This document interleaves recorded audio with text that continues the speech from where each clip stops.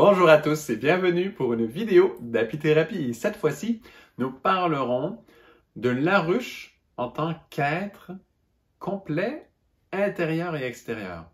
Ça sonne un peu drôle comme titre, mais allons-y. Allons-y avec ça. Simplement de comprendre qu'une ruche, c'est un être. Et voilà. Souvent, on va voir, c'est ça, ça vient beaucoup des publicités en fait.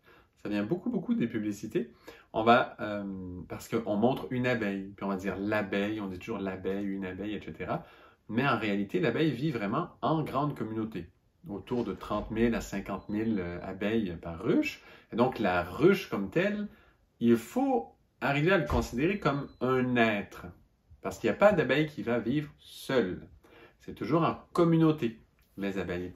Donc, si on considère qu'une ruche, c'est un être, là, c'est un peu drôle parce que,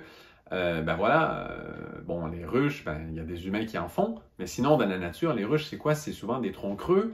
Mais souvent, on voit les abeilles tout ensemble avec de la cire qu'elles vont sécréter d'ailleurs de leur propre corps, ce qui est vraiment intéressant.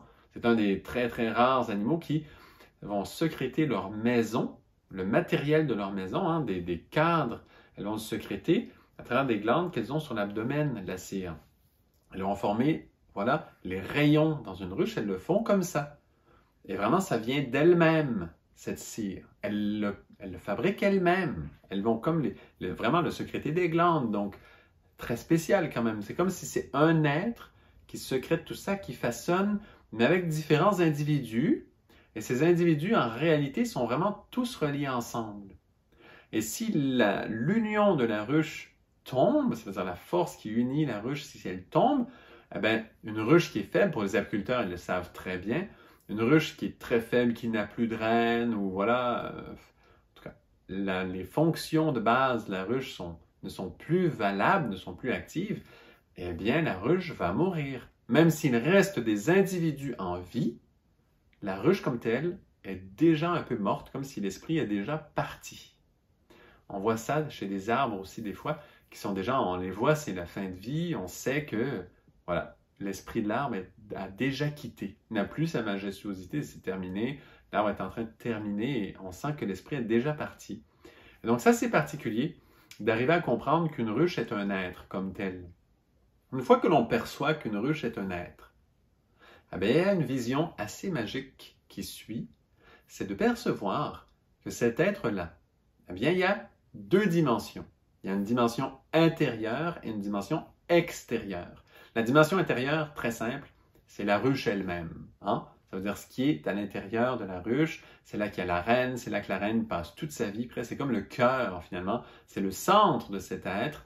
Et voilà, il y a la ruche qui pond tous les bébés, il y a toutes les abeilles ouvrières nourrices qui vont nourrir, il y a toutes celles qui vont entreposer la nourriture, il y a tout un travail qui se fait à l'intérieur de la ruche. C'est là qu'il y a toutes les richesses. Les bébés, la nourriture, le pollen, le miel, voilà, c'est dans cet être intérieur, riche à craquer, qui génère une vie qui se renouvelle à l'infini. Alors qu'une ruche, en soi, c'est immortel, elle peut se régénérer infiniment, même si les individus vont mourir, vont se relayer, c'est comme des cellules pour nous de notre peau qui quittent, là, notre peau ou autre, qui vont mourir, qui vont se renouveler. Voilà. Les abeilles, c'est pareil. Les individus, c'est-à-dire ces cellules, en parenthèse, vont effectivement quitter. Et il y en a des nouvelles qui vont arriver. Et la ruche, comme ça, peut durer éternellement. J'avais fait une vidéo d'ailleurs, la ruche immortelle. Donc c'est ça. Il y a ce principe qui existe. Et donc ça, c'est l'intérieur de la ruche, cette vie-là. Maintenant, allons voir un peu l'extérieur de la ruche. Et là, on voit que d'une ruche va partir d'innombrables. C'est comme des petits bras, comme comme des tentacules, presque, mais c'est pas vraiment des tentacules, là, mais comme plein de petits bras souples qui vont aller jusqu'aux fleurs partout dans la nature. Parce que les abeilles vont tracer des chemins qui vont relier ce centre de la ruche, donc cet être, comme les abeilles sont des cellules de ce corps, eh bien on peut visualiser que la ruche a des bras qui part comme ça, qui font une route dans l'air et qui va jusqu'à toutes les fleurs dans la nature. Et donc là, on peut voir qu'il y a une partie souple de ce corps de la ruche qui est comme un bloc. Hein? Cet espace où il y a la cire, c'est comme un bloc, c'est comme un cœur, un espace qui reste toujours vivant, toujours habité, on va dire, toujours où il y a une circulation d'énergie qui est dedans. Et il y a une partie qui est souple, qui va se déployer à différents moments et qui va activer comme ça différentes routes qui existent pour le monde des abeilles. Et c'est vraiment des routes, hein? Les abeilles vont souvent emprunter le même chemin. Et donc, elles ont des routes comme ça qui sont tracées, dépendamment quelle fleur est présente à quel moment dans la nature. Et là, c'est comme un petit peu, c'est un exercice intéressant, c'est presque comme si on devenait clairvoyant, parce qu'on voit une partie du corps de la ruche qu'on ne voyait pas avant. On voit comme des bras, en fait, qui se passent comme ça, très subtils, très petits, hein, les abeilles sont petites. C'est un petit chemin qui se fait et qui part et qui relie toutes les fleurs de la nature en permanence au corps de la ruche. Donc, il y a un lien entre le corps de la ruche et toutes les fleurs dans la nature. Et donc, la ruche est très grande en réalité. Si on prend le corps entier, eh bien, elle est immensément grande. C'est comme pour l'être humain, les intestins, on dit ici, les intestins, on devait les dérouler, eh bien, c'est très, très, très, très grand. Ou si on devait aussi les parois du cerveau, etc. On est grand. Il y a une facette de notre être qui est immense. Pareil dans la ruche. Ces espèces de liens sont immenses et se relient en permanence aux fleurs qui entourent la ruche. Et donc la ruche a un lien avec toute cette vie. Elle va polliniser comme ça toutes les fleurs et elle a vraiment un lien de ce corps extérieur à la ruche qui crée comme ça toutes sortes de routes, de chemins.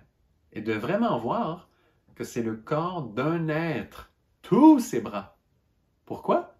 Parce qu'une ruche, c'est un être. Si on arrive à comprendre, à voir que derrière une ruche, il y a un esprit, presque on pourrait dire, là, il y a un être qui est là, eh bien, on comprend que tous ces petits bras, c'est comme, voilà, l'extension du corps de la ruche et qui relie toutes les fleurs avec son centre. Et là, on voit qu'il y a deux parties à la ruche, la vie extérieure et la vie intérieure. D'ailleurs, il y a les gardiennes, hein, celles qui gardent quand on s'approche d'une ruche, souvent on peut se faire attaquer. Les abeilles sont paisibles en général, mais disons qu'il y a de la pluie ou des choses comme ça, ou qu'on va être on va faire du bruit, on va bouger de façon un peu violente autour de la ruche, on va brusquer une ruche, eh bien les gardiennes vont nous attaquer, vont venir nous piquer. Et ça, ce sont les abeilles qui sont entre le corps extérieur et le corps intérieur, parce qu'il est gardé. Pourquoi? Parce que la ruche, le corps intérieur, eh bien, il est riche. C'est là qu'il y a toutes les richesses. Et donc, il peut y avoir des voleurs. Il peut y en avoir qui veulent aller voler là. Et il y a des gardiennes qui se trouvent dans la partie intermédiaire entre ce corps extérieur et ce corps intérieur. Et moi, je voulais faire un petit lien avec ça. Pourquoi on parle de ça? Là, vraiment, c'est des abeilles comme telles en apithérapie. Parce que c'est pareil pour nous. C'est pareil pour nous. On a un corps physique, mais on a plein d'actions dans la vie. On fait plein de choses. On se déplace, on va faire plein de trucs. Donc, il y a une partie de nous qui reste toujours la même, qui est intérieure à nous, dans laquelle il y a toutes les richesses qui sont ancrées. Et tous nos organes restent les mêmes. On ne va pas changer, de foie, changer de cœur. Bon, maintenant, il y a des transplantations et tout, là, il y a des trucs qui se font, mais à la base, on garde nos organes. On garde qui nous sommes. Il y a cette richesse qui est conservée. Et ça veut dire que nos organes sont connectés à nos richesses, à nos forces, à nos vraies richesses intérieures. Tout notre monde intérieur se reflète dans notre corps. Et donc ça, c'est une partie. Mais toute notre action extérieure qui nous fait, entre parenthèses, polliniser toutes les fleurs de notre entourage. Ça veut dire donner, échanger partout. Toutes ces actions que l'on fait, souvent ça va être notre travail, par exemple. Dans notre travail, on va faire beaucoup de choses. Et dans ce travail, bien voilà, on va polliniser, on va être utile, on va propager la vie. On va aider à ce que la vie continue, à ce que la vie soit propagée. Et voilà, dans toutes ces actions, eh bien, il y a quelque chose de très important. On va chercher une nourriture. Parce que dans cet échange, on va chercher une nourriture. Et il y a moyen de faire cet échange, de faire nos échanges de façon harmonieuse, comme les abeilles qui le font, allant chercher leur nourriture sans rien détruire. Vous vous rappelez, j'en parle souvent de ça. Les abeilles ne détruisent rien quand elles se nourrissent, même pas une feuille. Elles vont chercher le nectar dans les fleurs, le subtil du subtil. Les fleurs sont subtiles, eh bien, elles ne vont pas manger les fleurs, elles vont manger le nectar dans les fleurs. Elles cherchent que le subtil et du coup, elles ne détruisent rien du tout. Même pas une fleur, pas une feuille, rien. Donc, elles vont chercher ce subtil, elles le ramènent. Donc, leurs actions sont très subtiles. Ce corps extérieur, comme nous, quand on va faire nos actions, eh bien, l'abeille est un modèle pour nous d'apprendre à faire des actions qui sont subtiles, qui sont harmonieuses, qui sont non violentes, et que du coup, on ramène chez soi des nourritures qui se préservent, qui nous gardent en santé, qui vont nous enrichir, qui fait que cette ruche va grandir, puis qui va nous rendre fertiles et féconds, et qui va nous rendre vraiment, comme ça, riches intérieurement.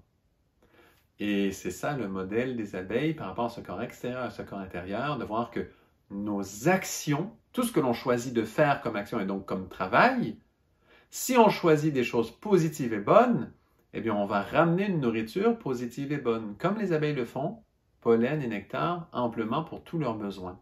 Et tout est comblé, il n'y a pas de carence alimentaire. Mais en ce moment, dans le système un peu humain, là, eh bien, il y a l'argent qui fait que tout est égal. On fait une action, on reçoit de l'argent. On fait une autre action, on a un autre travail, on reçoit de l'argent. Et c'est toujours de l'argent qu'on reçoit. Mais non. En fait, les argents ne sont pas toutes les mêmes. Là, je ne parle pas de la devise de différents pays. Je veux dire qu'il y a certaines actions qui ramènent dans notre richesse intérieure, dans nos organes, dans notre cœur, dans notre foi, certaines richesses et d'autres actions qui les mettent sous stress, sous tension. Parce qu'on sait qu'on a rusé quelqu'un. On sait qu'on a volé quelque part dans certains travaux. On sait qu'on a pollué l'environnement beaucoup. On sait qu'on a fait ça. Et ça fait qu'on va chercher dans nos actions et on ramène de l'argent, mais c'est un argent qui est un peu poison. Nous ne sommes pas à ce moment-là en train de construire nos corps avec des qualités, des forces, des nourritures riches. On est en train de leur ramener des poisons. C'est pour ça qu'à l'extérieur de nous, il y a plein de pesticides en ce moment. Et que la nourriture bio, ben, il faut se battre pour qu'il y en ait. Pourquoi? Parce que c'est un reflet de ce qui se passe en nous-mêmes. Nous commettons certaines actions, nous avons certains travaux, il y a plein de métiers, là, et je pense qu'il y en a plein qui peuvent se reconnaître. C'est pas grave, hein, je vais juste nommer, c'est comme ça de toute façon, aussi bien le dire. Eh bien, ce sont des métiers qui sont stressants. Est-ce qu'ils font avancer les choses? Oui, non, comment? Est-ce que c'est bon, c'est positif ou pas? Dieu seul sait. Est-ce qu'on est en train de détruire tranquillement la terre avec ça ou non? Des fois, c'est questionnable pour certains métiers, en tout cas, c'est chaud. Et souvent, c'est des grandes industries qui ont beaucoup de pouvoir et les consommateurs sont tous coupables, évidemment. Je ne suis pas en train de dire que ceux qui font ces métiers sont horribles, du tout. Je veux juste dire que nos actions, eh bien voilà, ramènent dans notre monde intérieur, symboliquement dans cette ruche, dans notre corps, où il y a tous nos organes qui reflètent nos qualités, nos richesses, qui nous rendent en vie puissants, féconds, voilà, vivants. Eh bien, ce que l'on ramène va changer de qualité. Les abeilles sont un modèle qui nous dit il faut aller là où la vie est subtile, là où la vie est belle. Allez voir les fleurs, allez voir la vie subtile et vous ramènerez toujours chez vous des nourritures belles, nobles, puissantes. On peut penser par exemple à quand on s'adresse à quelqu'un, on s'adresse à quelqu'un et on lui demande... on est en relation avec quelqu'un pour n'importe quelle raison. Ça peut être un ami, ça peut être de travail, ça peut être de famille, n'importe. Et bien là, cette personne, qu'est-ce que l'on voit chez elle? Si on ne voit que les défauts, voilà, ses problèmes, on a des reproches à lui faire, etc., eh bien, on a un échange extérieur, ses bras de la ruche, mais qui ne va pas se poser vers la subtilité des fleurs, qui va se poser vers des ondes plus sombres. On va ramener des nourritures dans notre monde intérieur qui sont poisons, qui ont eu des pesticides. C'est quoi les pesticides? Ben, c'est ces forces négatives qui sont là. Et elles en ont reçu pour survivre malgré les conditions difficiles. Eh bien, on va se rentrer ça en nous. On va être en écho avec l'échange que l'on a avec les gens. Et donc, c'est vrai pour notre métier, c'est vrai pour nos relations, c'est vrai pour tout ce monde d'échange. tout ce que l'on fait en dehors, à l'extérieur de nous-mêmes, de notre corps, de notre réflexion, de cette ruche qui est nous-mêmes, là, et qui inclut quand même toute cette réflexion, la tête en nous, toute cette force de décision, tout ça, qui inclut tout ça.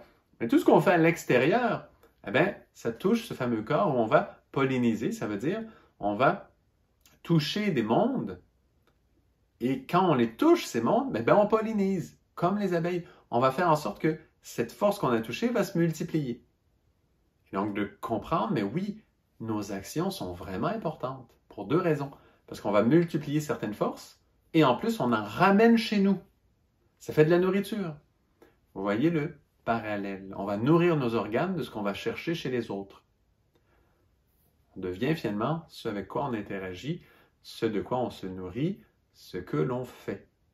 Il faut quand même le voir qu'il y a ce travail. Évidemment, il y en a qui peuvent être des espions, donc ils ont un système de filtre, ils font attention, ils ne ramènent jamais de pesticides chez eux, même s'ils travaillent dans des zones dangereuses, parce qu'ils trouvent qu'ils ont un travail d'espion. OK, ça existe, mais quand même, en général, il faut faire attention avec quoi on a nos échanges, et c'est ce corps extérieur de la ruche qui nous montre le modèle des abeilles, qui est très beau, harmonieux et pur. Voilà, si on applique ça dans notre vie, je pense que l'état de santé d'une bonne partie de l'humanité va s'améliorer grandement, ce modèle des abeilles. Donc, c'est pour ça qu'on en parle dans Mapithérapie pour la santé de tous. Voilà. Merci beaucoup et à très bientôt pour une autre vidéo d'apithérapie.